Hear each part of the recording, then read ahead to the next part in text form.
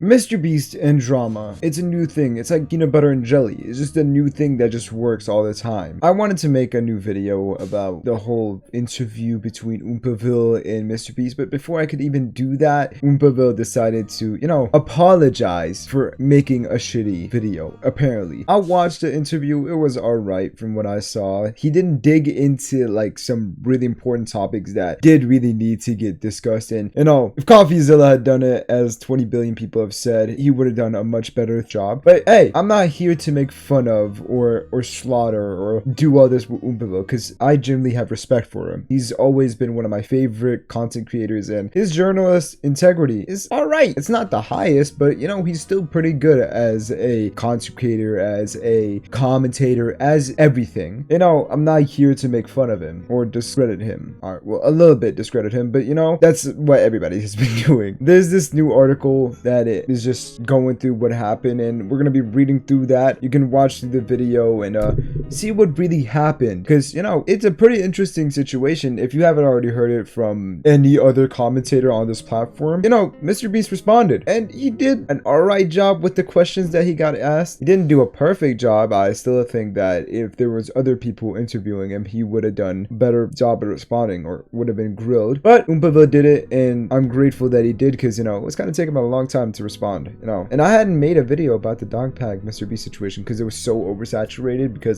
one specific YouTuber just had to milk it for everything it was worth, and then I couldn't do it because I would look like I was milking it too. Thank you, more Pegasus. I will forever be grateful for you. But we're gonna be going through this article by Dexerito. I mean, my most popular videos have been videos where I've just been reading out Dexerito. So let's just do it again, because apparently that's the thing now. Apparently. So this article is titled "Oompaville Apologizes for Bad Mr. Beast Interview Amid Backlash." Now, it starts off by saying, Oompaville has responded to the criticism involving his video coming out in November, with Mr. Beast responding and talking about the allegations. What I just genuinely just said in the intro. It was on December 2nd where Oompaville responded to this in a video where he's like, sorry guys. Hey, people on Reddit, I did wrong. I didn't oopsie. And please forgive me, because I didn't oopsie. And I love Reddit. I love Reddit. That's basically what he said. Here's a quote out from Oompaville in the video. "It's bad. I apologize," Oompaville said. "Again, no excuses. That was intentional. That interview was intentional. I decided to have a conversation with him, and I didn't really have a lot of time to think beyond that within the time that I had. That I was absolutely 110% my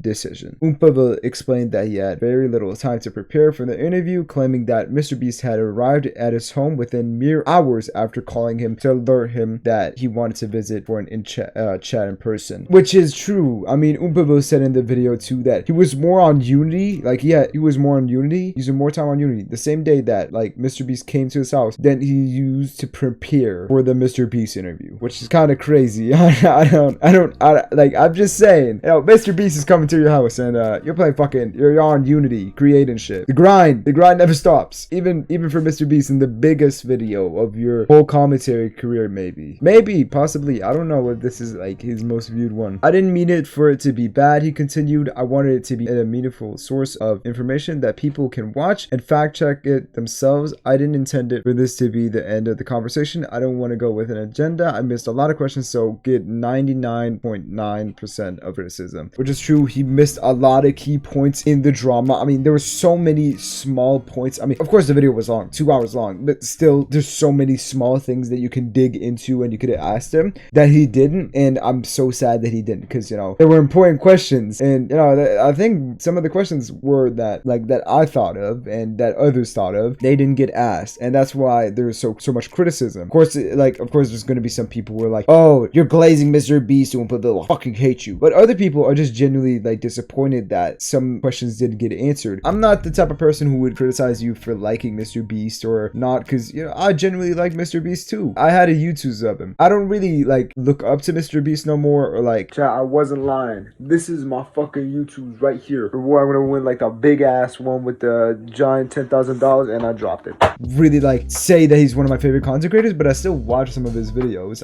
I have something against him, actually. I do have something against him, because a lot of shady stuff, but I can still enjoy his videos and look at him as a creator. Some of us are just disappointed that Oompaville didn't really do as well as we thought he would, because Oompaville is a pretty good commentator. Genuinely, like, some of his videos are really informative. Like, he has some really good informative videos that I have personally watched, and you know, I've gotten inspiration from some of my videos from Oompaville himself. Whilst viewers sympathize with Oompaville's side of the story, others continue to call for Coffeezilla to interview Mrbeast, arguing that Donaldson had wanted Oompaville to be unprepared for their conversation. The fact that he contacted you last minute and came that quickly means that he wanted you not to be prepared, one user comment said. This whole event was under Jimmy's control. That's crazy. Oompa wasn't even qualified for the position. Jimmy chose him since he was aware that Coffee ought to have been the one, another said. Do you really think Jimmy would have actually do that interview knowing how hard Coffeezilla slaughtered Logan Paul? Yet another persisted, referencing Coffeezilla's viral investigation into Logan Paul's crypto controversies. Mrbeast himself has hit the accusations of crypto schemes, which Coffeezilla labeled as horrible in a video dissecting the allegations in November. Now, Coffeezilla had also done a investigation into Mrbeast. That was also a huge thing that happened. He was also investigating Mrbeast for his crypto schemes, and you know, I want to talk about that another time because there's so much more, and you can really dig into that forever. But the real story behind this whole situation is that Oompaville did investigate, kinda. Mrbeast had a conversation, and he didn't do as good as of a job as people expected, and therefore got criticism and a little bit of hatred for it. I wouldn't say he got discredited as a commentator. He's still a great commentator, but you know, maybe we should leave the investigations and the interviews to Coffeezilla, because you know, last time he did that shit, he cooked anybody. He's like